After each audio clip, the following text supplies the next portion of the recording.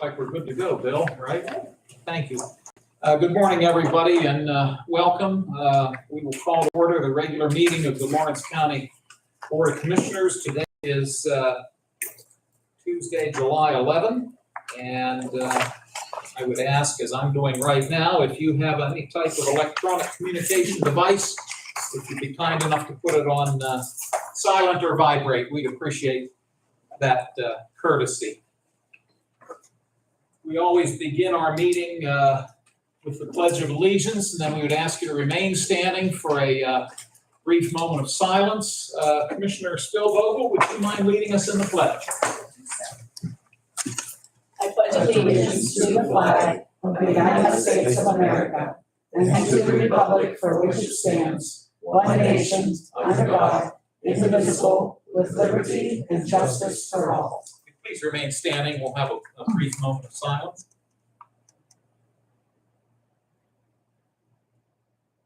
Thank you all very much. Vanessa, would you call the roll, please? Commissioner Spillvogel? Here. Commissioner Buick? Present. Commissioner Vogler? Here, we have a quorum. We always have time for public comments or questions, both in just a moment or so, and then prior to adjournment. We welcome your comments. We ask that they be related to county government matters. If you have a state-related issue, we suggest you speak with your state legislators. Likewise, if it's a federal matter, talk to U.S. Senator or U.S. Congress representative. And if it's a local municipal matter, we recommend you talk to your city, borough, or township officials. But if you have a county concern, you've come to the right place, and we welcome your questions or comments that would be county related. We don't have a timer up here, but we ask if you could try to limit your time to about 5 minutes. We'd appreciate that courtesy. And again, you're welcome to speak both times, one of the two times, or if you're just here to listen, that's equally fine. Under the next item on the agenda, and I trust everybody has an agenda, and we do have documents to which we will be referring, and you're welcome to see them because they're public documents. We set aside time for any of our row officers that might have reports. Today, none of our row officers are with us, so we'll pass on that. But I will open the floor for public comment. We would also ask if you could state your name, please, for the record. But if anybody has a comment or question at this time, you're in order. Yes, sir. Good morning. Okay. I appreciate the fact that we can speak before the meeting. I see the agenda, and you're going to be spending a lot of money, and I'm a little concerned about the spending of the money. I brought a copy of the Epoch Times in where they had a little article, The Real Cost of What We Buy. And they tell us the price of everything is the amount of life you exchange for it. That was Henry David Thoreau quote. The time we spend working is like moments of our life ticking away. How we choose to spend the rewards of our experience can readily influence our quality of life beyond work. That if you want to read the whole article, I'll let you do that. It's here. Second thing, I guess it has to do with the county. I come here as the face of a taxpayer, and sometimes that face is not very pleasant. All right, and I get unpleasant when I spend money. I get unpleasant when somebody else spends my money. And I get unpleasant when somebody else spends my money for something that I don't want it spent for. Therefore, that's why I'm here. The latest is a copy of the Newcastle News here, where they had a meeting on the 4th of July. I missed it. Somehow the paper said it was 4th. And somebody there, they were bragging that they have after applied for a grant for $2,350,000 and a few other 190, a lot of money for transportation to take people to the doctor's office. I really feel that should be their own job. They should apply their own money toward that. Why should I pay for all this trips to the doctors? I get so much money, they get so much money. Now, what they choose to spend that for, wine, women, song, I don't know, beer, TV, and they should save a little bit for the transportation. And they want you to reimburse them, what's that, $22? These cheap glasses aren't very good, all right? $22 plus that's $2 million to take people to the doctor's office and pharmacy. Now, I can see somebody going to the pharmacy, get a pack of cough drops, and while they're there, they'll do all the shopping at Walmart. I was around in my workshop. I had this little ruler. It's Frank Vittrell for county commissioner. He's a county commissioner from years gone by, and I really didn't know the guy, but I just had an idea that he was Mr. No. All right, he would say no to things, and he had this reputation. And I'm just letting you people know that county commissioners may say no. All right. Now, you get a lot of people, right? All kinds of people trying to get your money. And sometimes you set yourself up for people to come get your money. I knew a guy back in in the early 60s. He moved to Lawrence County. He was a salesman, and he traveled, had a number of states in his territory. And he chose Lawrence County to live because he had a special needs son. And by moving to Lawrence County, this special needs son was taken care of in Hamburg, New York. I don't know whether you still have that special arrangements for people with special needs sons. But he had a number of states that he covered, but he chose Lawrence County. I think today there are people coming to Lawrence County just for the benefits. All right. I think there are people out there recruiting people to come here to get the benefits of Lawrence County. And these people, they have money, and I don't think they use their money wisely.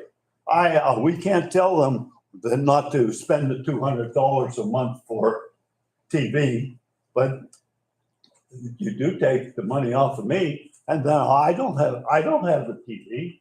All right. I've never been to a Steeler game. I chose to use my money a different way. And one of the ways I chose to spend my money is by paying my own transportation to the drugstore and to the doctor. And no matter how small amount of money they have, I think you're being bamboozled with all these people, the skyrocketing number of people wanting a free ride. I see the buses. I drove by the bus place, dozens of them there, all right? What I was really looking for was the back of the bus that had the commissioner's names. I've seen some buses with commissioner names. And I was going to suggest that you not put the commissioner names on the bus, that you put anybody provided by the taxpayers of Lawrence County instead of the commissioners. Gee, I can remember anything I'm forgetting? Well, that's about it. Okay, I thank you. I hope my 5 minutes wasn't too long. We thank you. The one request we would have, are you able to give us your name, please? Oh, okay, Bob Burchett. Thank you, sir. All right. We appreciate you joining us. And again, before we adjourn, we'll open it up again. And if you have other comments, we'll welcome them. Yes, ma'am. Dorothy Burchett. I just want to confirm what he said because my dad passed away when I was 6 years old. My mother raised my brother and me on Social Security. That was back in the 50s, and she got $132 a month to raise us on. And there was no public transportation in those days. There was a bus. We lived in a rural area. So when she was in town, she would use the bus or the taxi, which she paid out of her own pocket. And when we were sick, we went to the doctor and she paid out of her own pocket. And when we went to the pharmacy, she paid out of her own pocket. When it was time to get our tonsils out, she found a clipping in a newspaper for hospitalization. She sent in her premiums, and then that was paid for by the hospitalization. This was all on Social Security. If there was welfare, I didn't know about it. And also what I'd like to say is we are two people sharing that same viewpoint, but it's been stated, I've read that for every person who speaks up, there are 500 people who have the same opinions and are not able to voice it for one reason or another. So you're looking at 2,000 opinions. Thank you very I'm much. sorry, 1,000. Thank you so much. Are there other public comments or questions at this time? Hearing none, again, we'll have one more opportunity before we conclude the meeting today. Thank you again. Under fiscal and contractual, the Controller's Office has provided us with 3 warrant registers dated June 28, June 29, and June 30. This is a listing of the bills that have been paid. I'll give my colleagues a moment or two to look it over, and whenever one of you would be ready, I could take a motion to accept these documents as they have been submitted to us. I will move for their acceptance. Second. Thank you both. If you'll allow me another minute. Just had one question, Mr. Chairman. Certainly. Maybe Joe knows, on the first page, Deal Automotive, is that the DA's vehicle? District Attorney's. Okay. Thank you. Other questions?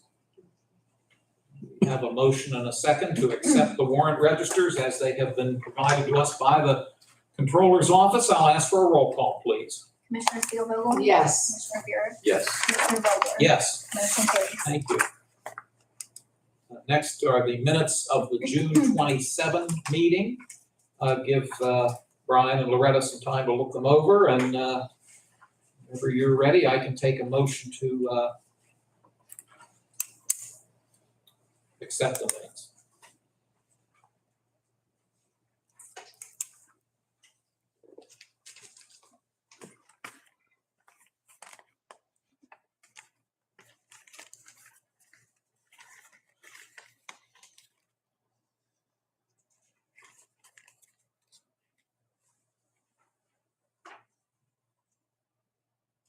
So moved.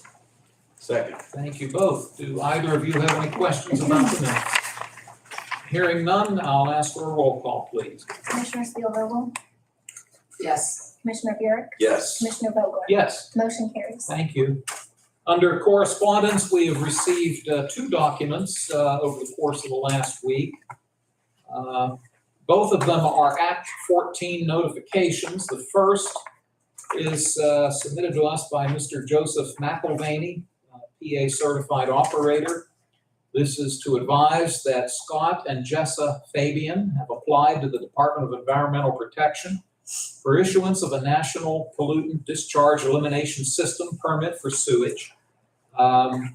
We've determined that the location is in Mahoning Township. The second document is also an Act 14 notification submitted to us by Mr. Stephen Zaccoli of Zaccoli Mobile Home Park. This is also in Mahoning Township. It's also an Act 14 notification for a National Pollutant Discharge Elimination System. As we've noted at many previous meetings, the commissioners receive these documents. The Commonwealth requires that they be provided to the county.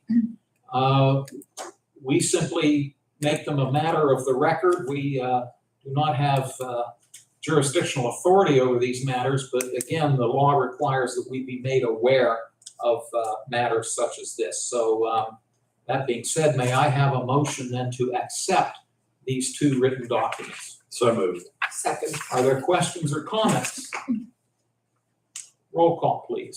Commissioner Steelvogel? Yes. Excuse me. Commissioner Buick? Yes. Commissioner Vogler? Yes. Motion carries. Thank you. Commissioner reports and comments. We take turns giving updates, and today Commissioner Spielvogel gets to go first. I have nothing at this point. Thank you. Thank you. Commissioner Burek. Thank you, Mr. Chairman. Just want to reply to Dorothy and Bob. Thank you both for being here and sharing your opinion. I think it's very important. Many people don't take the time to participate in government meetings, so I thank you for doing that. Just a couple quick things.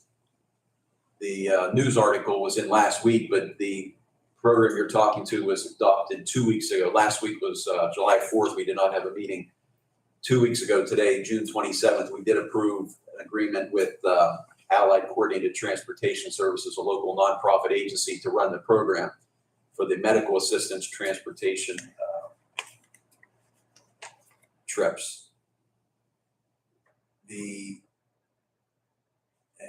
Dorothy, you mentioned you grew up in the 1950s. Just a real quick history lesson. In the 1960s, both Medicare and Medicaid were programs created by Congress and signed by the president, federal programs. And since that time, the number of government programs that gives out money for various programs has continued to grow. What the commissioners did is there's a funding stream available. We have a local nonprofit who wants to provide that service using this funding. But all of those programs, the Medicaid, Medicare, and all the other programs are pretty much driven from the federal government on down. For example, during COVID the last few years, I used to work for the Pennsylvania Department of Human Services. The federal government gave the state billions and billions and billions of dollars to expand medical assistance. And to qualify for medical assistance, you have to meet income and in some cases, resource requirements. So while I agree with your premise that more individuals should take responsibility, and I could give you numerous examples myself in my career working in government offices, people come in. I'll never forget when I was a young man working in a state rep's office, a family come in and was crying that they got a shutoff notice from the water company. And I spent 3 hours on the phone calling the water company, the Public Utility Commission, various charitable agencies trying to get help to pay their water bill. And after 3 hours, I was able to get some help. And it got me thinking, maybe they're behind on other bills. And I asked them, are you behind on your other bills? And they said, oh, no, our cable bill's all paid up. They paid to them. They paid the cable bill to have 100 channels to watch on TV before they paid their water bill. So I realized back then, many people don't share the same priorities as you and I. I was taught to always pay your mortgage, your rent first, your utilities second, and then if you have extra money, then you spend it on miscellaneous things, entertainment, television. Many people, unfortunately, in our society today don't have their priorities straight when it comes to their budget, even people living on a limited budget. And I've seen it firsthand as a government official, as a caseworker for the State Department of Human Services. But unfortunately, these programs are all state and federal programs. So it's very important when you vote to vote people into the state legislature and in the Congress and in the governor and the president position, because those at the state and federal level are the ones who have created and fund these programs. Here at the county, we simply carry out programs that are available. And unfortunately, there are many people in our county who do qualify for medical assistance based on their low income. They do need rides. They don't have vehicles of their own in many cases, or the vehicle is broken or whatever reason, and they do need rides to the doctor, and we go to a local agency that's willing to provide it. And so the commissioners did approve that contract. But I understand and agree with your premise that people should be more responsible with their own budgets, and the government does spend a lot of money. And I met Frank Vittrell many times. And you're right, he was very famous for voting no up here on new programs and spending money. He was very frugal with the tax dollars, and I respect what Mr. Vittrell did.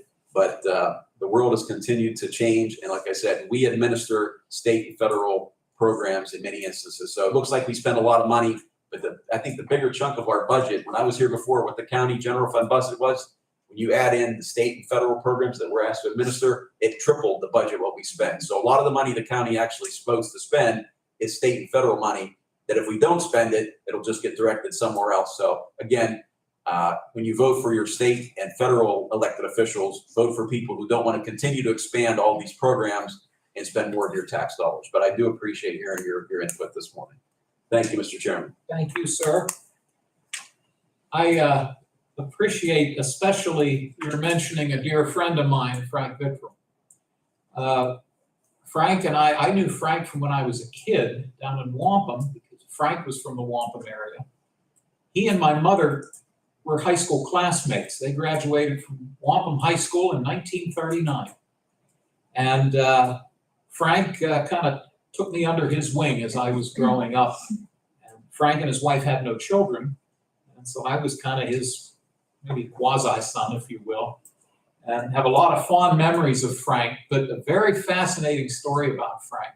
The building we're sitting in was built in the mid to late 1970s. And Frank was against this building. He was against the construction of this building.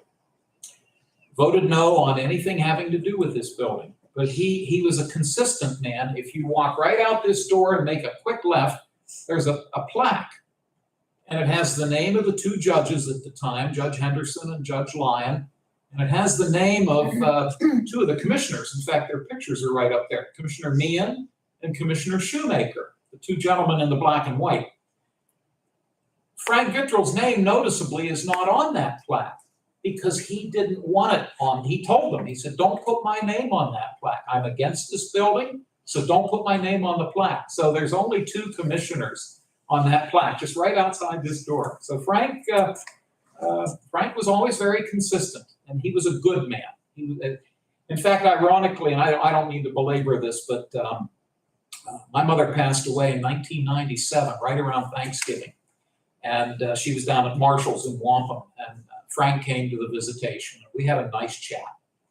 2 weeks later, he passed away. He was at home. He was in his recliner watching TV, and he died very peacefully. And so the last time I saw Frank was at my mother's funeral. But he was a good man, good, honest man. And a lot of good stories about Frank, some of which aren't suitable for mixed company. Frank and Debbie, you probably remember Frank or heard stories about Frank. So thank you for mentioning our good friend, Mr. Vittrell. We appreciate that.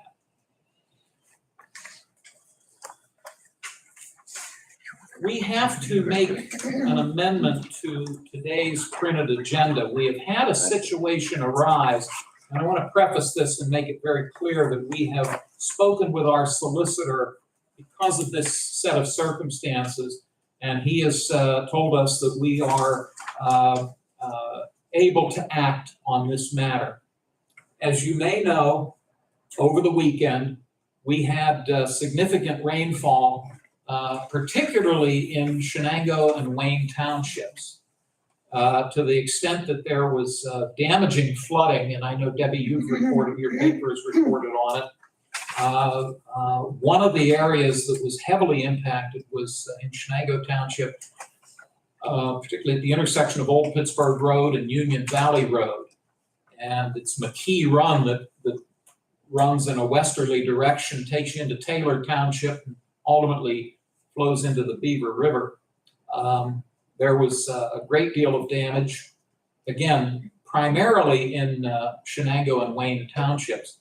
Fortunately, to the best of our knowledge, no one was hurt, but there was a great deal of property damage. We received an email early this morning from our Public Safety Director, Chad Strobel, and we asked Chad if he could join us this morning.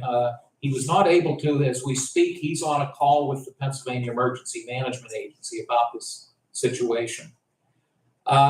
He requested this morning, based upon, he and his staff went out yesterday and toured that area of the county to assess the damage.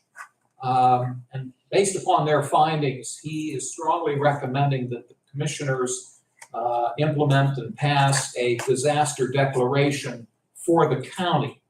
Now, he noted that yesterday, the Shenango Township supervisors passed a similar declaration based upon the flooding for their township. And I believe he indicated, help me with this, that he was going to speak or is trying to reach the Wayne Township officials as well. Is that my recollection? Yes. Thank you. So again, Mr. Strobel recommended to us this morning that the commissioners adopt a disaster declaration, which would be applicable for the entire county. We spoke with the solicitor, given the fact that the Sunshine Law requires that the agenda be posted 24 hours in advance. The solicitor has advised us that given the nature of this emergency situation, that we are within the legal guidelines to declare such a disaster. And a document which we have here and which we will share with everybody if you'd like to see it. Debbie, I'll have my entire packet for you. I'm gonna have to duck out a little early for a court hearing, so can I pick it up later? Sure, absolutely, absolutely. We'll have it for you. I'll summarize that whereas on or about July 8, 2023, a flash flood has caused or threatens to cause injury, damage, and suffering to the persons and property of the County of Lawrence. Emergency management measures are required to reduce the severity of this disaster. We, the commissioners, pursuant to provisions of Section 7501 of the Pennsylvania Emergency Management Services Code, do hereby declare the existence of a disaster emergency in the County of Lawrence. Further, we direct the County of Lawrence Emergency Management Department to coordinate the activities of the emergency response, to take all appropriate action needed to alleviate the effects of this disaster, to aid in the restoration of essential public services, and to take any other emergency response action deemed necessary to respond to this emergency. And Debbie, whenever you have to leave, I'll hand this to you. You can have my copy. Let me, again, I want to emphasize the nature of this event and the timing of the event were such that this was just brought to our attention this morning, but our solicitor has advised us that we are within our rights to take action at this point in time. Commissioner Spielvogel, do you wish to add anything? Just that, declaring these emergencies allows the county, the municipality to then be able to engage the Pennsylvania Emergency Management System, which allows them for monies to be allocated to these different situations. So with there being property damage, luckily, as far as we know, no loss of life or limb or any injuries, but there has been numerous homes that have been affected, and so this will allow monies to come into the county for that purpose. So that's why, and oddly enough, as I said earlier this morning, when we did the exercise about a month ago, it was almost mirrored the same type of a situation where we had to, the municipality declared the emergency, and then the county as such had to declare the emergency. And it was for flooding. It was a different area, but it was very similar, and it mirrored what that exercise was about, part of it a couple of weeks ago. So yes, it's something that's good and something that needs to be done, and that allows us to get the full support of the state at this time. Thank you. I appreciate your additional remarks that are helpful to this. Thank you. Mr. Burek. I would move that we amend the agenda to add a resolution requested by the Department of Public Safety to declare a state of emergency, a disaster emergency in the County of Lawrence on July 8th, 2023. Your motion is to amend the agenda to allow us to do this. Since the agenda was advertised yesterday without it, I would move to add this to the agenda. And then I'll make a brief comment if that motion passes. Absolutely. Is there a second to I Mr. will Burek's second motion? that, Thank yes. you, Mr. Burek. Thank you, Commissioner Spielvogel. Mr. Burek, you're in order. I'll just add that per information provided by both our Department of Public Safety, as Mr. Chairman Vogler mentioned, has gone out, that the damage assessment as we speak, our assessment department staff are out. At this point, we have at least 8 homes in Shenango and Wayne Townships have suffered significant damage from the flooding. And so they're going to continue to evaluate. The one other benefit in addition to possible, it depends on how much total damage, whether any emergency management dollars can come, but we may be able to leverage Small Business Administration loans.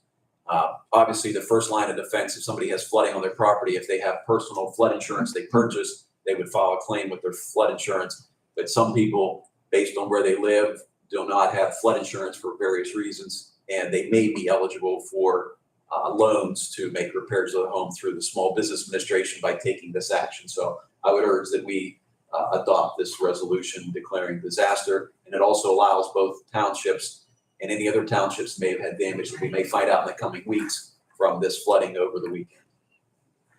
Thank you for your comments and your motion. I believe we need two steps. One, to vote to amend the agenda, and then a second vote to actually adopt the resolution. Yes, your first motion to amend the agenda has been made and seconded. I'll ask for a roll call then on that. Commissioner Spielvogel? Yes. Commissioner Buick? Yes. Commissioner Vogler? Yes, Motion carries. thank you. What number would this be, Vanessa?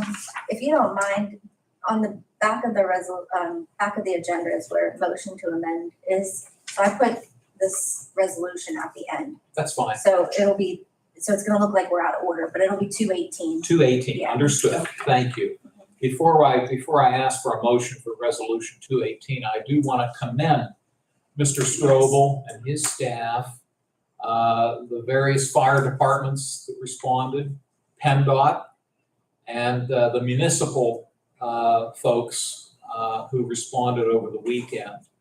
Mr. Strobel communicated with the three of us immediately upon his being made aware of the flooding. Again, particularly, I know when he called me, he was at the intersection of Old Pittsburgh Road and Union Valley Road in Shenango Township. All of those organizations stepped up right away to respond to this issue. May I have a motion then which would allow us to declare this a disaster emergency in an official way? May I have a motion for proposed resolution 2023-218? So moved. Second. Thank you both. Commissioner Spielvogel, any other remarks or No. comments? Thank you. Mr. Burek, anything else? No, just that in addition to assessing the properties that were damaged, obviously, we're going to continue to review, make sure if there's any damage to any of the roads or bridges in the county as well. But this initiates the process. And like you said, we received, our Department of Public Safety does a great job. They sent us an email over the weekend that there was a severe flood warning. Then as soon as flooding was reported, we got an updated email. And then we got an email that they went out as soon as the rain stopped and started to assess the situation. So they've been on this all weekend, and I commend the staff, Mr. Strobel and Mr. Hoover and the entire staff. And now today our assessment staff is out as well, looking at the properties that were damaged. So a lot of people did respond, and I concur with you that we need to thank and appreciate, and I'm sure the fire departments and others, police departments were out as well, blocking off roads that were flooded over the weekend. I happened to see some of the video footage on TV channels out of Pittsburgh had coverage of the flooding in Lawrence County this weekend. And I used to drive out there. My grandparents lived in Wayne Township. I used to drive down Old Pittsburgh Road and make a right on Union Valley Road and go out Snake Run Road to go to Wayne Township. And that whole intersection, it looked like a river on the news this morning. So I'm very familiar with that area. And it's the very Union Valley Road. Literally, it's the valley. And as you mentioned, the creek that flows through there literally was the roadways were turned into a river. So. But our staff has been on it since it happened, so. My understanding is that Union Valley Road is a state-maintained road. And it runs through both Shenango and Taylor townships. Well, thank you both for your comments and your cooperation on this. We do have a motion on the floor to adopt this disaster declaration. I'll ask Vanessa for a roll call, please. Commissioner Spielvogel? Yes. Commissioner Buick? Yes. Commissioner Vogler? Yes. Motion carries. Thank you very much. We'll go back then to item 1 under new business. We have a proposal from our IT department. Mr. Bordenaro, if you'd like to come up, please. Thank you for your patience, Bill. Mr. Bordenaro is our director of our information technology department. And you have a proposed resolution which would allow us to enter into a contract with the Commonwealth of Pennsylvania for a state and local cybersecurity grant program. What number would this be, Vanessa? 202. Proposed resolution 202. Bill, if you'd like to fill us in, please. Yeah, good morning, Commissioners. Just to recap this and not get too technical, 2 years ago, all the counties were offered some cybersecurity with a piece of equipment called Albert Sensor. And what it does is it monitors our traffic, internet traffic within the building. And it's to help with cybersecurity. But that project was paid for 2 years by the Department of the State. That contract has run out, so it would be up to the counties to either continue it and pay for it ourselves, or perhaps there'll be some other funding made available. And with the help of CCAP, funding did come through from a grant So it is paid for the next year. So this is just the consent that we allow that to happen, so we agree to those terms and get paid. The next year, we'll see what happens. Hopefully, we keep getting funding. But anything we can do to help with cybersecurity, it's we got to do it. So. Well, I appreciate your giving us that information. I'll just enter for the record and note for anybody either watching or in the audience, Mr. Bordonaro referenced CCAP, that is the County Commissioners Association of Pennsylvania, which is based in Harrisburg, and it's the organization that 67 counties are all a part of. In fact, Commissioner Spielvogel and I both serve on that organization's board of directors. I appreciate your work on this. May I have a motion, and then I can open it up for my colleagues for questions or comments, but does someone care to make a motion? So moved. Second. Thank you both. Mr. Burek, do you have questions for Mr. Bordonaro? No, I looked over the document, and like he said, this is partnering with the state and the other counties to continue to provide this service. You hear on the news regularly about various companies get hacked. They're between malware and phishing and spam emails. There's all kind of dangers on the internet. There's characters out there, even people outside of our country are trying to hack into government websites. So it's very important that we secure the county website the best we can. And this equipment and this agreement will allow us to continue to monitor and respond to any threats on the internet. Thank you very much. Loretta, anything on top of that? I will just add that I know I've contacted you guys several different times on getting an email. Is this a real email? Is this spam or whatnot? So there's always phishing being done to see if we would, click that open button or do something with it. So I commend you guys most definitely for being on top of things and keeping us secure, because every once in a while there'll be an email that will come through and I'll sort of look at it. I'll ask Dan or Brian, did you get this email too? Do you think it's good? Well, let's just call Bill and see what it is. So thank you so much for everything you're doing, because we do get tried sometimes. Yeah. Bill, anything else? No, that's it. All righty, I'll ask for a roll call on the motion, please. Commissioner Spielvogel? Yes. Commissioner Buick? Yes. Commissioner Vogler? Yes. Motion carries. Thank you. Bill, thank you so much.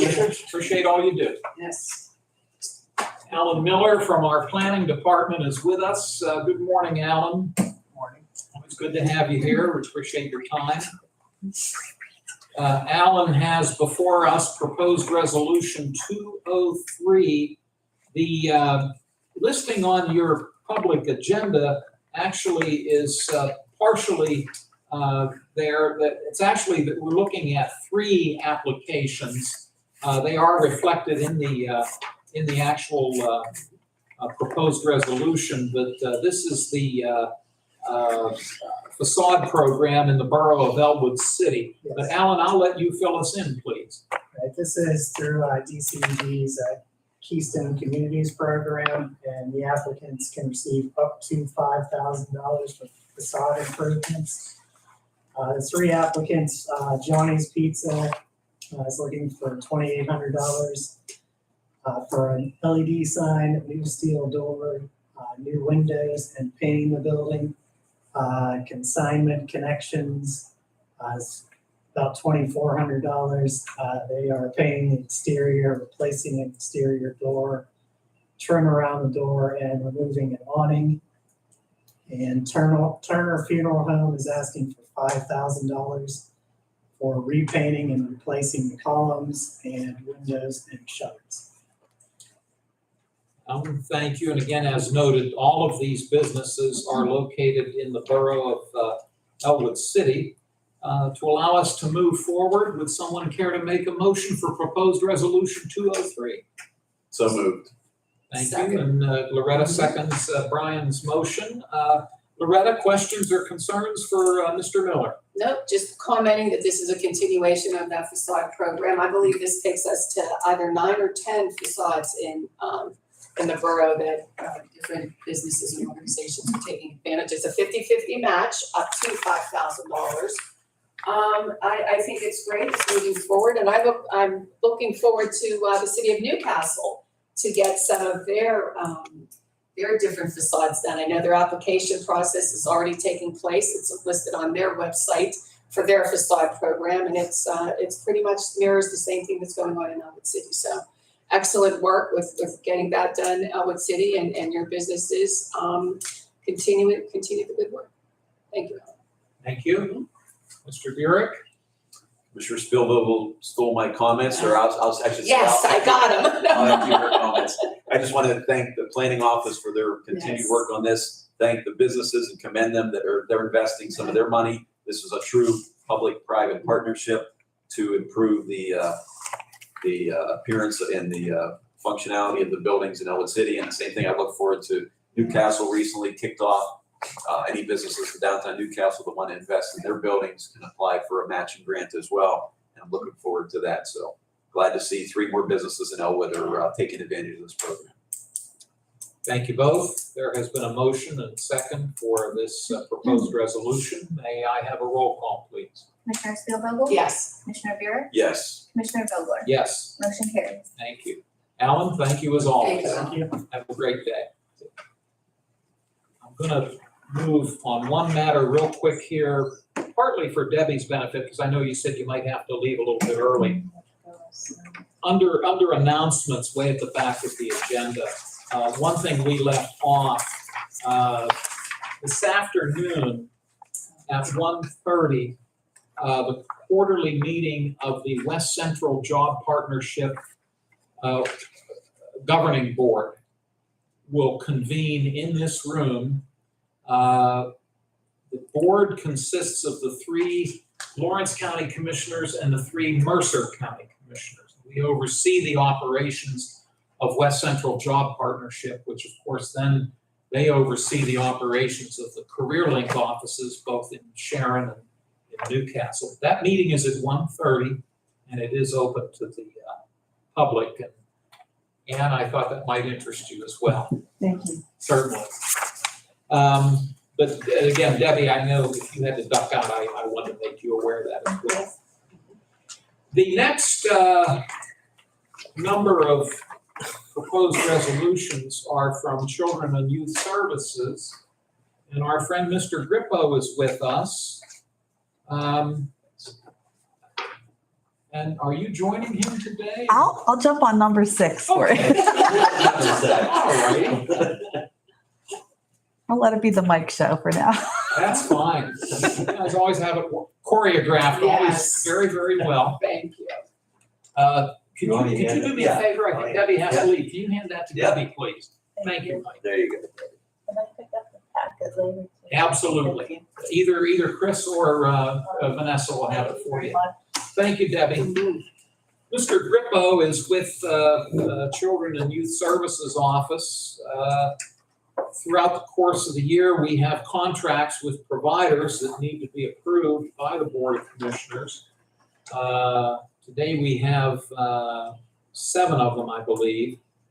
Before Mike walks us through them, would the board be willing, after they're both concluded, if we could take them as one vote? Are you both willing? Unless we have to divide one off for some reason, but assuming we don't, if you're both comfortable with that. So, Mike, here's the order we have. The first Yeah, one well, is. Vanessa sent me the agenda, Oh, so I have them all in order. That helps you, doesn't it? All right. Yeah, it helps all. Thank So AmGuard is first. They're based out of Pittsburgh. I'll let you fill us in. If you could be kind enough to tell us if they're renewals or new contracts, that would be helpful as well. They're all renewals, Thank you. okay, and AmGuard provides our security at the Oklahoma building. This is the second year that I recall that they've been doing that, and they do a great job. Just answered my question. Great. Yeah, so that's what they do. The next one. Oh, forgive me. Before you move, I'll see if Brian or Loretta have any questions on the AmGuard proposal. No questions? No. Okay, thank you. Number 205 would be Stephen C. Braden, parentheses, Check Your Mate Investigations Yes. of Butler, Pennsylvania. Yes. Another county uses him, he said probably around 10 times a month. Now, we've only used them twice, and it's mostly because we serve notices for hearings and in terminations. There's some incidents that we can post it, but we can't locate the person. Okay, For maybe lack of a better term, is he essentially a private investigator? private if you will? investigator. And so you have a hard time tracking somebody down and he goes to work on it. Paralegals post it in the paper or something. Now, he told me the farthest he's gone is Africa. Oh, my God. Okay, he said that only one time in his career, he could not find a person. Wow. So he'll go anywhere you want, okay? Yes. He has a flat rate of $60 an hour. No matter if he has, now, I think under his, we used them twice. If you go to check your main investigation. Right. We had 2 families, he had 6.5 hours on one family and 14 hours. And we have it that once he reaches 10 hours to contact us to see if he wants to pursue, we want him to pursue it. So we're not getting a big bill yet. So he has, he'll contact us once he gets 10 hours. But if you imagine that, you only get one person in all these years. I guess, So these are just so, I'm sorry, did we do a motion yet or no? no, but I can entertain it. We're doing them all together. Yeah. Well, I'm just curious, these are for, who does he track down? People who were involved, like parents in a child case? Or just Yeah, like- leave, move the county, we don't know where they go, or? Like if we're going to terminate the case. Very important, if I could interject, for Yeah, termination yeah. cases, because there has to be a final notice Right, like acknowledged by terminate the parental parent rights to terminate their rights. So very, very They important have in to that serve case. so that they know Yes. that the rights are. Yes. And we're probably not gonna use them like 10 times like Right. another If we county did. uses them a month, but Right. you know. If we got in a situation where we need to track someone down, he's the guy. So, I'll show my age. Paul Drake and Barnaby Jones aren't available. For those of you who are Paul Drake and Barnaby Jones was Buddy Yeah. Epson. He played a private Yeah. investigator in the 70s. And going way back, Paul Drake was Perry Mason's Yeah, private investigator on the Perry Mason show. But most of you are too young to remember that. Dan, you're showing your age, because those are before my time. I am showing my age. exactly. I've heard of Perry Mason, but never watched Perry Mason. Exactly, I know. So I remind number 205 then, any concerns? No. Okay, then proposed number 206 is Family Care for Children and Youth, Inc. of Milton, Pennsylvania. And I've been to Milton, that's out in Northumberland County. They used to make Chef Boyardee out there in Milton, Pennsylvania. But anyhow, that's not why you're here. You're here to Well- talk about family care for children and youth. This was one of them, if you look down at 3B, one of them that when I did all these just for backup, we haven't, never used them yet. But we just contracted in case we're in a situation where it's 12 o'clock, we have a child, we have no place to put it. So basically, we have no history, we haven't used it. Thank you. Proposed resolution 207 is the Belmont Harrison Juvenile District of St. Clairsville, Ohio. My partner, Lisa. Please, Lisa. If you recall, last time I was here, we were here for another type of secure detention facility. This is also a secure detention facility located in the state of Ohio, in St. Clairsville, Ohio, actually about almost 2 hours away from here. This is to provide services for secure detention, and they will also take juveniles in interest of justice cases. Okay. So there are 2 different prices, and that's why there's 2 per diems listed, one for just secure detention and one for interest of justice cases, as those cases could last much longer than a potential secure detention, where we're moving through court proceedings and so forth and so on. So it would be a much shorter stay versus of an interest of justice case, which is through the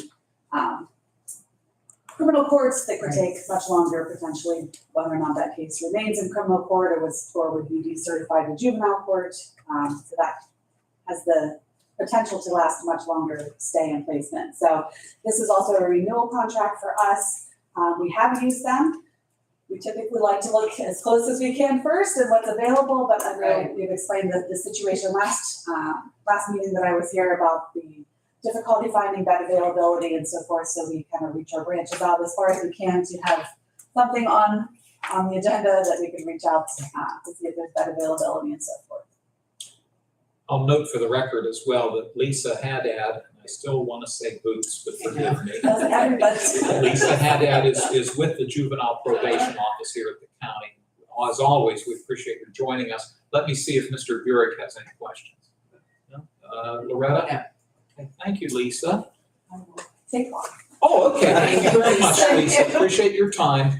Proposed was there something No, else? I on was this just gonna first one? say, and there was no increase in rate from last year. That's nice to hear, thank you. Proposed resolution 208 is the Crossroads Group Home and Services of Farrell, Pennsylvania.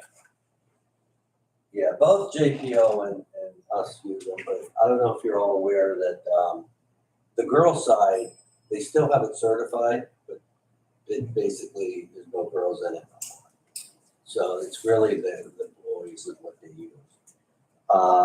You know, in 21-22, we had 9 boys, JPO had 1, and we had 9 girls in 21-22 and 0. And the number of youths served in 22-23, we had 9 boys, 4 girls.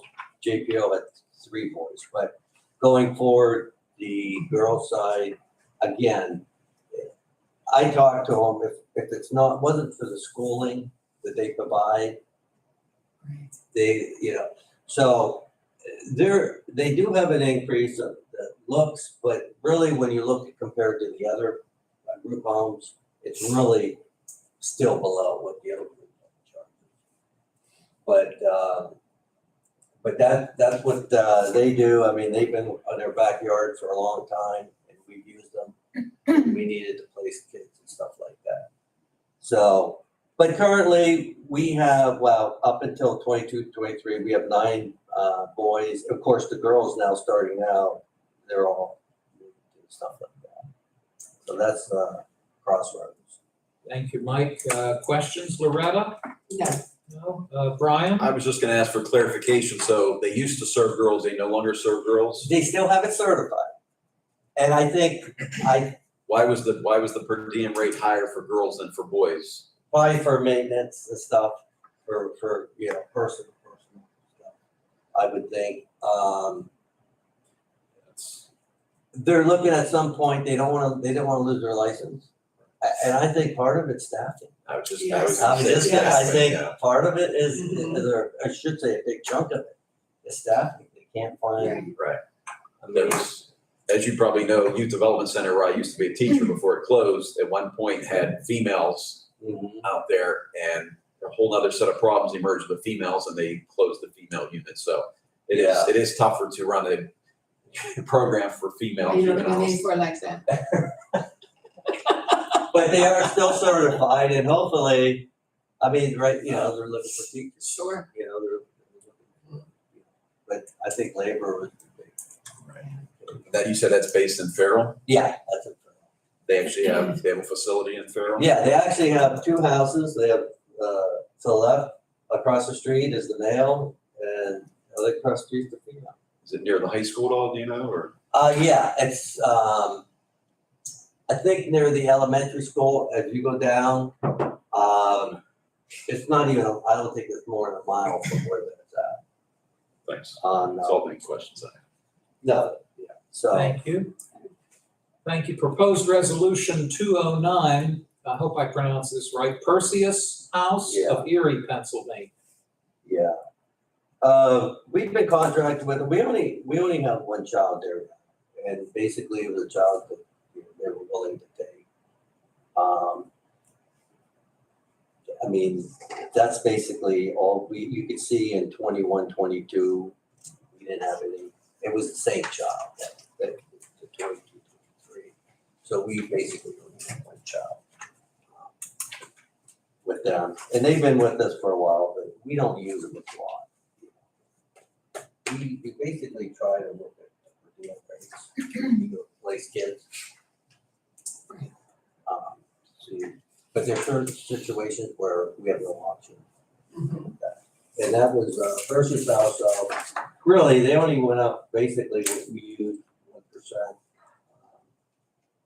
It's probably the male and females is probably the first one on the Perseus House. And they went up 1% from last year. Mr. Burek, any questions on this proposal? No. No? Loretta? No. Okay, thank you. And then finally, now this one's a little bit different. This is a contract for legal services. Yeah. How about telling us about it, and then we can decide if we want to group it with the rest or if we want to take it separately. But if you can fill us in on proposed resolution 210. Yeah, the assistant solicitor, you probably well know, I don't know, 4 or 5 months ago when the other guy retired, and it's really filling his spot. Basically it helps for terminations and adoptions, and holding classes for our caseworkers on court, how to do court, how to be prepared, stuff like that. But she stepped in basically what the other gentleman did, fill spot.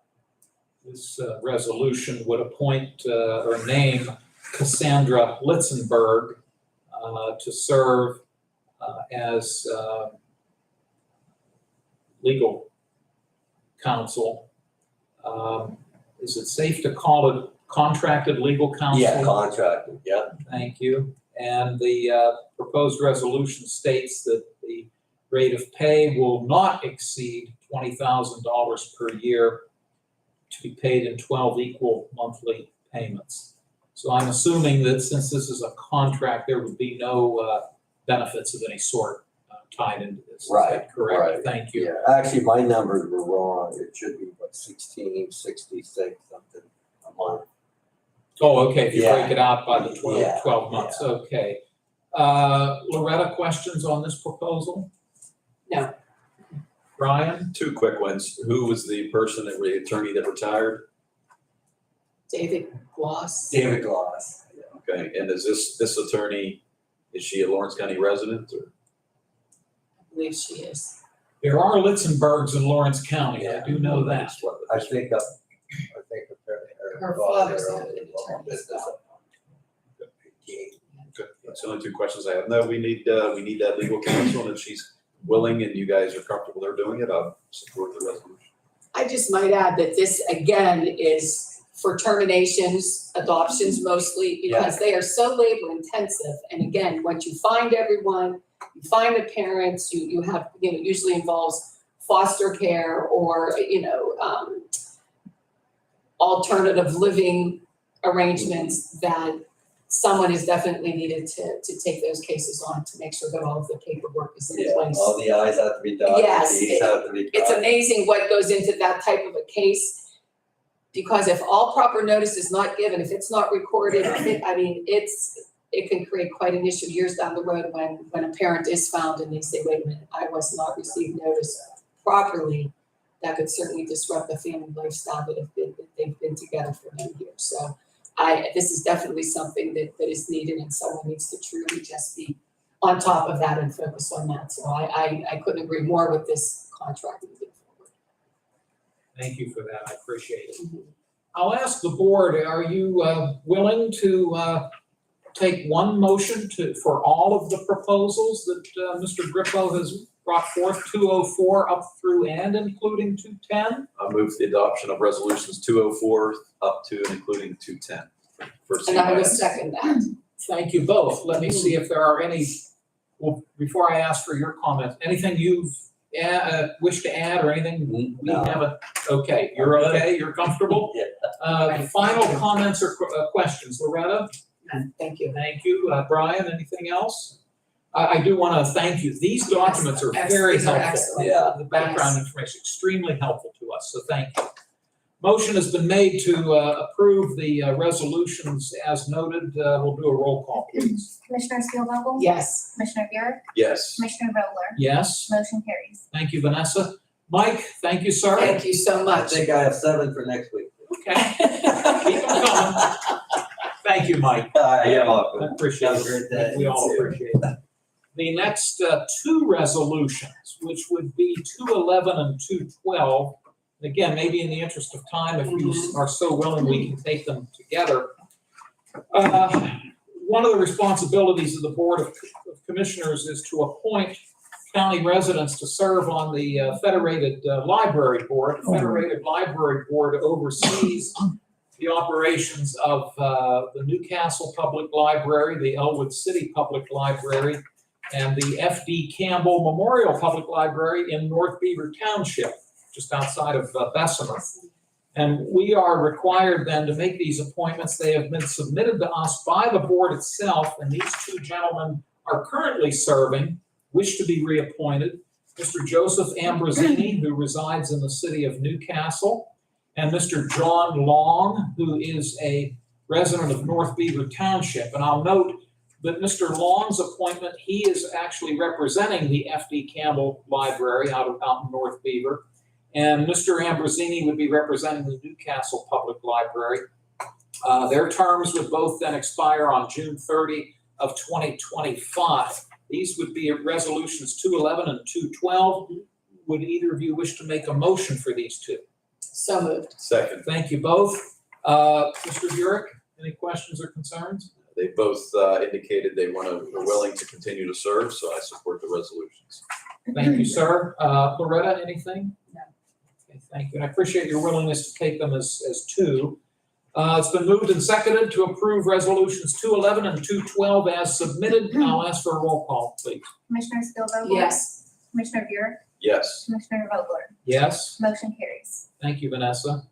The next proposed resolution, which would be number 213, this involves one of our county-owned bridges, specifically the Wallace Road Bridge, which is located in Little Beaver Township.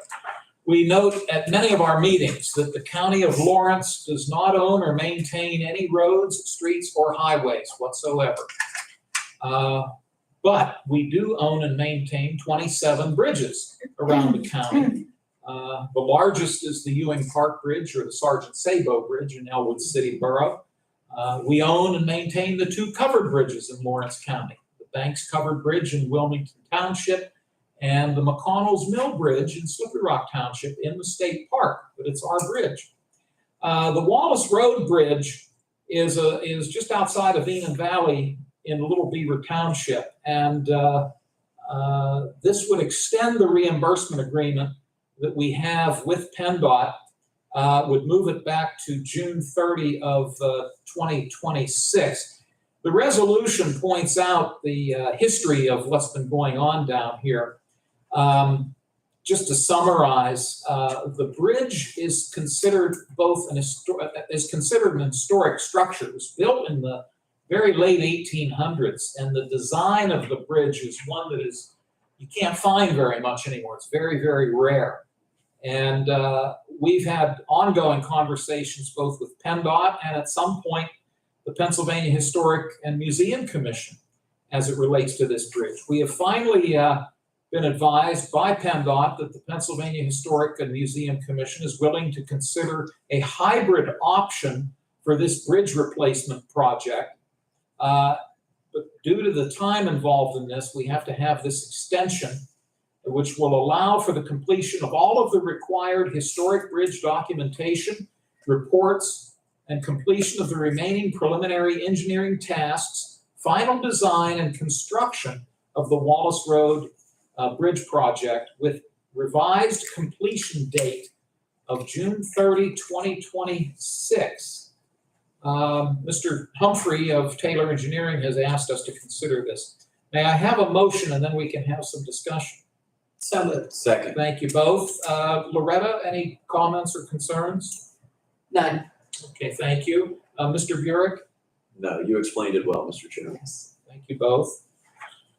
It's a beautiful location. It crosses the Little Beaver Creek, and it's a very scenic location. And it's a nice bridge to look at, and I think that the intent is to ensure the integrity of the bridge so that it can accommodate a school bus goes over this bridge, for example, from the Mohawk School District, but also to be able to look at it and it'll still look like, to a large extent, what it currently does.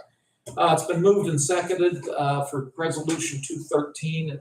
We'll do a roll call, please. Commissioner Spielvogel? Yes. Commissioner Buick? Yes. Commissioner Vogler? Yes, Motion carries. thank you. Proposed Resolution 214. Historically, of course, all counties have a county solicitor, which is a fancy name for county attorney. In fact, some of your bigger counties have a full legal department with numerous attorneys employed by the county. We're a medium-sized county, and accordingly, we have one full-time solicitor. But there are instances where we need to utilize the services of an assistant solicitor. Sometimes the current solicitor might have a conflict of interest, or there are issues that we've had the assistant solicitor handle, such as right to know matters.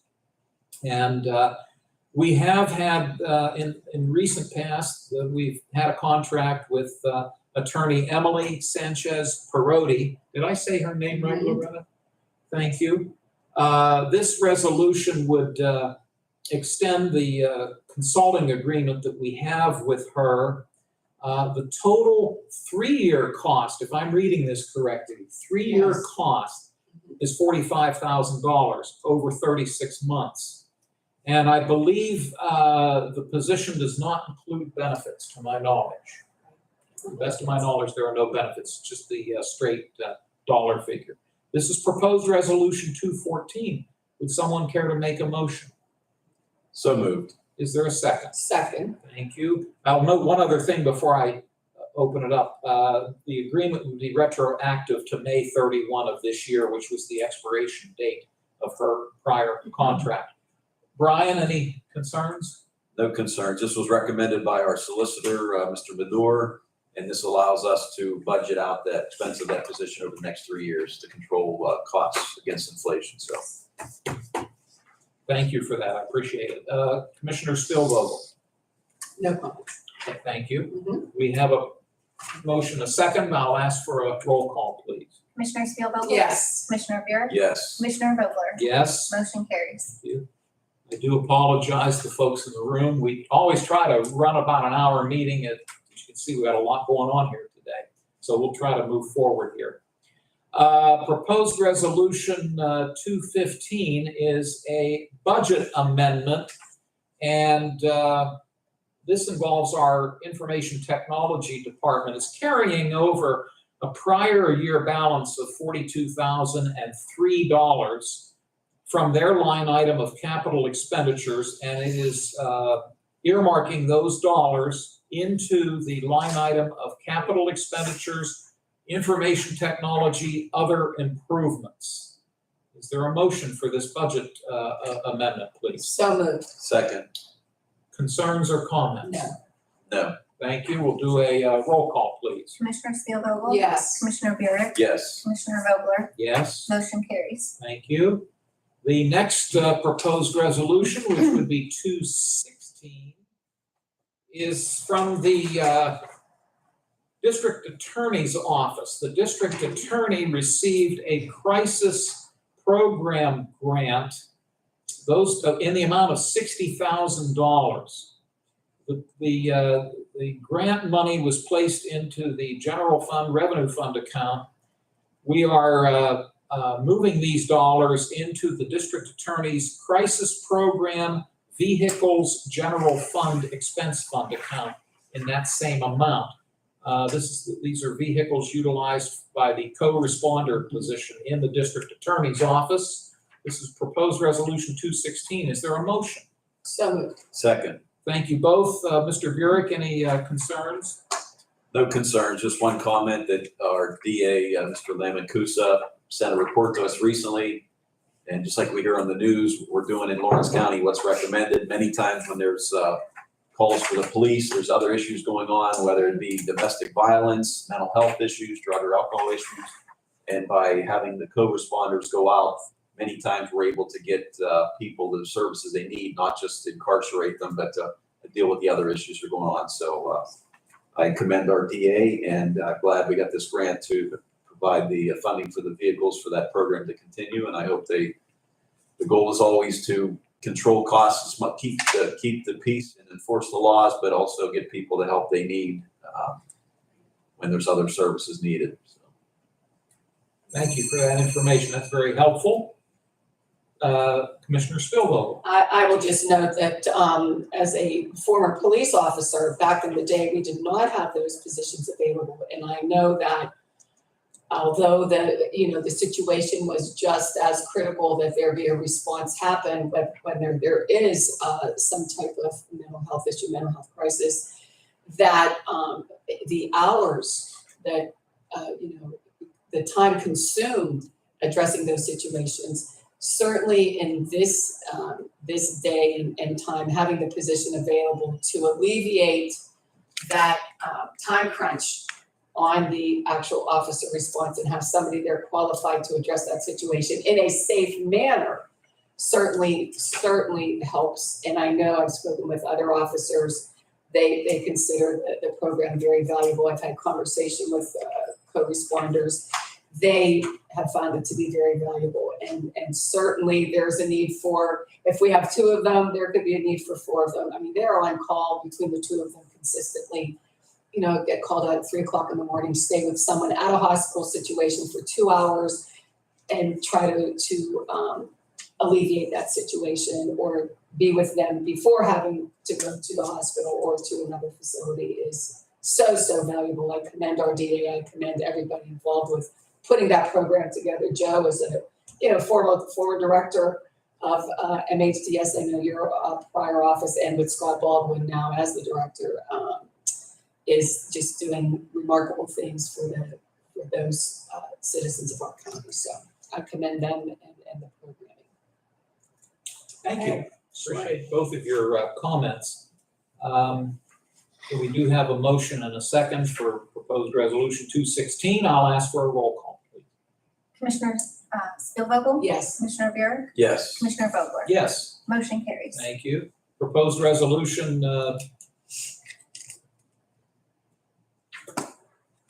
bear with me just 1 minute, please. Okay, I'm up to speed. I was- 217. Yep, I was jumping ahead. Thank you. This is a resolution for a transfer of $13,053.27 coming from the commissioner's contingency. It is a tax refund for a refund of taxes for the Wampum Property Owners LLC. And I have to admit, maybe, Joe, do you have any more familiarity with this? Was this coming from a tax claim It or? was coming from, The assessor's office. So the assessment office? Yes. Okay. Do we know the reason why they need to do this? Here's I'm the not letter. opposed to Was it. it an appeal? I believe there was an Yes, they- appeal and. Insufficient Taxes left. funds, yeah. Yeah, and Here's the letter from JR. They made a mistake and they left off the refund. Oh, thank you very much. I do recall seeing this. Calendar year of 2021, Wampum Property Owner LLC filed an assessment appeal. The appeal affects the property assessments in Wampum Borough, New Beaver Borough, Mohawk School District, and the County of Lawrence. The Board of Assessment Appeals did take action to reduce the assessment and by mistake left off the assessment resolutions to refund any taxes paid, which is what we're correcting today. Do you need to see this? Do you recall? I'll pass it down to you if you need to see it. No, I don't. Now that I've seen Yes. it, it's Right. bringing it all back. So thank you, Vanessa. You're welcome. As soon as Mr. Burek's done looking it over, I could take a motion for this resolution. So just so I understand it, they filed the appeal in 2021, it was approved in 2022, but in the meantime, so it should go back to the date, that's why we owe them a refund for the going back the prior year. Is that correct? Understood. Thank you. Is there a motion then, please? So moved. Second. Thank you both. Further comments or discussion? Make sure I give that to Vanessa. Roll call, please. Commissioner Spielvogel? Yes. Commissioner Buick? Yes. Commissioner Vogler? Yes. Motion carries. Thank you. We have 4 requested transfers, and if you'd like, we can take them as a group. The first is our American Rescue Plan account. We're asking for a $135,000 transfer from the ARPA, which is American Rescue Plan contingency, into the line item of transfer to other government. And this is a payment for the city of Newcastle. The next requested transfer comes from the Prothonotari's office. It's a $13,000 request coming from the automation line item contingency into maintenance and repairs, and that's for scanning services. The county coroner's office is asking for a $485 transfer from their line item of Act 182 contingency into Act 182 maintenance and repairs. And then finally, the assessment office is asking for an $87.52 transfer from their, I believe this is their contingency, into their advertising line item. They had to rerun an ad indicating the appeal date for the assessment office. These are the 4 requests for transfers. I'll open it up if someone wishes to make a motion. So moved. I second. I'm assuming for all 4, right? Yes. Loretta? Yes, Yes. thank you both. Questions or comments? Hearing none, roll call, please. Commissioner Spielvogel? Yes. Commissioner Buick? Yes. Commissioner Vogler? Yes, Motion carries. thank you. One of our resolutions is currently on the table. This is proposed resolution 198 of 2023. This was submitted to us by West Central Job Partnership. We have the responsibility of appointing members to the Workforce Investment Board. And there are 4 names that have been submitted to us. I think it's safe to say we don't have any objection to these individuals, but Right. we're a little concerned that we really didn't have much opportunity for any dialogue with the folks at West Central. And I believe at today's meeting this afternoon, we'll discuss this with them. Yes. But I want to stress, I don't believe there's any concern on our part with these 4 people, just that the process, Right. I think, needs a little bit of refinement. So if you're both okay, we'll pass over both of these. Actually, the second one has been sitting for a while. If you don't mind, we'll pass on both of them, if that's okay. Yes. Okay, thank you both. Well, we're almost done. Actually, we're down to announcements. The commissioners will meet again in public a week from today, Tuesday, July 18 at 10 a.m. in this room. The Lawrence County Opioid Advisory Committee, which is chaired by Commissioner Spielvogel, was scheduled to meet today at noon, but that meeting has been canceled. Tomorrow, the County Planning Commission holds its monthly public meeting at 12 noon. This meeting site will be the Mahoning Township Municipal Building on US Route 224 in Mahoning Township. And then a week from tomorrow, the County Prison Board will hold its monthly meeting at 12 noon. We've noted in the past, Commissioner Spielvogel chairs that board, but the board that oversees the jail is a 7-member board. State law dictates that 7 members oversee the jail, the 3 commissioners, the president judge, the county controller, the district attorney, and the sheriff. They comprise the prison board. And it's not listed on your agenda, but we've noted a couple times that the West Central Job Partnership Governing Board, consisting of the 3 Lawrence County Commissioners and the 3 Mercer County Commissioners, will meet in this room at 1:30, and that's open to the public today. And speaking of the public, we're down to public comments, if anybody wishes to make any comments at this time. Thank you. Hearing none? I thank you for the opportunity, but we'll pass. That's quite all right. And we hope you'll come back. Yes. Closing comments from my colleagues. Commissioner Spielvogel. None, thank you. Thank you. Commissioner Burek. Thank you. Joe or Vanessa, anything maybe we've overlooked to your knowledge? Thank you for all the work you do in putting these documents Yes. together for us.